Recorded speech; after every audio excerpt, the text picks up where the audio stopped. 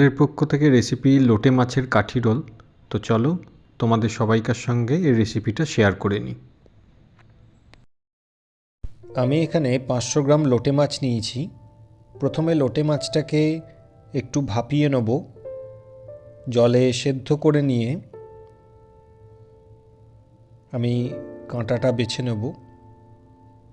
আমি গ্যাসে বসিয়ে দিলাম, দিয়ে মোটামুটি 10 মিনিট মতন সময় লাগবে এটা সেদ্ধ হতে।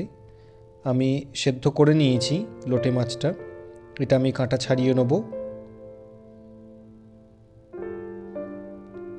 এখানে আমি নিয়েছি পেঁয়াজ, টমেটো, রসুন, লঙ্কা, হলুদ, জিরে গুঁড়ো, হিং, দারচিনি গুঁড়ো, আদা বাটা, ছোটো এলাচ এবং লবঙ্গ আমি নিয়েছি গরম মশলার জন্য, স্বাদ মতো নুন।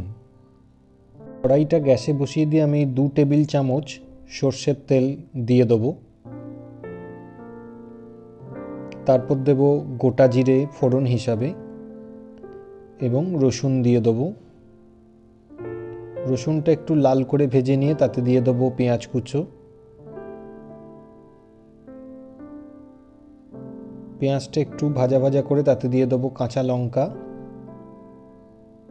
এবং কুচনো টমেটো।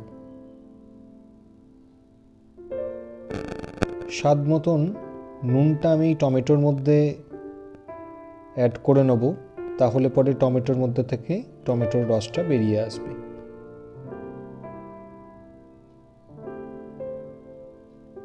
এক চামচ পরিমাণ তেল দিয়ে তাতে দিয়ে দেবো আদা বাটা।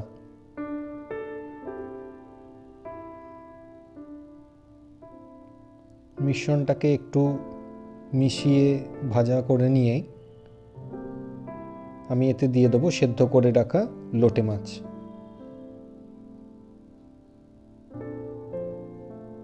অল্প পরিমাণ হিং দেবো আর দেবো পরিমাণ মতন হলুদ, অল্প আধা চামচ ছোট চামচের জিরে গুঁড়ো এবং দারচিনি গুঁড়ো ও গরম মশলা দিয়ে ভেজে নামিয়ে নিলেই আমার হয়ে গেল লোটে মাছের পুর।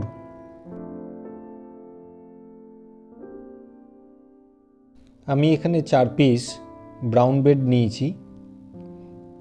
প্রত্যেকটা পিসেরই চারদিক থেকে অল্প করে কেটে বাদ দিয়ে দেবো, দিয়ে মাঝের অংশে গুলোকে আমি রেডি করে নেব।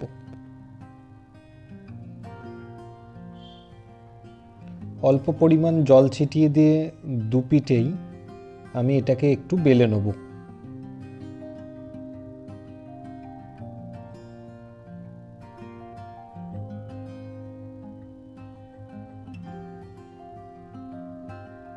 তারপর পুর ভরে দেবো পাউরুটিটার মধ্যে এবং আস্তে আস্তে যাতে ফেটে না যায় সেই দিকে নজর রেখে আমি এটাকে রোলের মতন পাকিয়ে নেব। এইভাবে আমি প্রত্যেক কটাই রেডি করে নেব একইভাবে।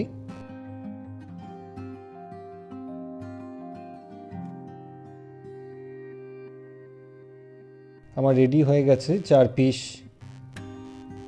রোল।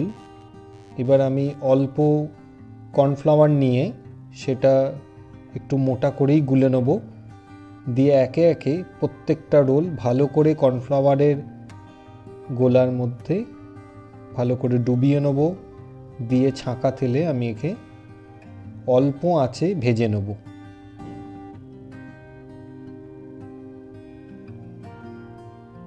সবকটি আমি এরমভাবে ডুবিয়ে একইভাবে ছাঁকা তেলে লাল করে ভেজে তুলে নিলেই আমার হয়ে গেল লোটে মাছের কাঠি রোল।